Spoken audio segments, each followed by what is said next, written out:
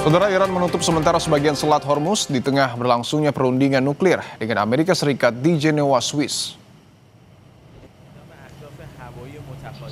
Media pemerintah Iran menyebut penutupan tersebut dilakukan sebagai langkah pencegahan keamanan seiring latihan militer Garda Revolusi di jalur pelayaran strategis itu.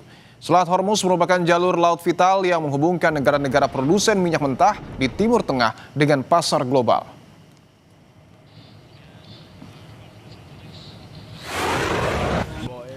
Sebelumnya, pemimpin tertinggi Iran, Ayatollah Ali Khamenei, mengancam akan tenggelamkan kapal-kapal perang Amerika Serikat. Ancaman itu dilontarkan Khamenei di tengah berlanjutnya negosiasi nuklir di antara kedua negara. Khamenei juga membantah klaim Presiden Amerika Serikat soal superioritas militer Amerika. Menurutnya, kekuatan militer terkuat di dunia pun bisa dihancurkan hingga tidak bisa bangkit lagi.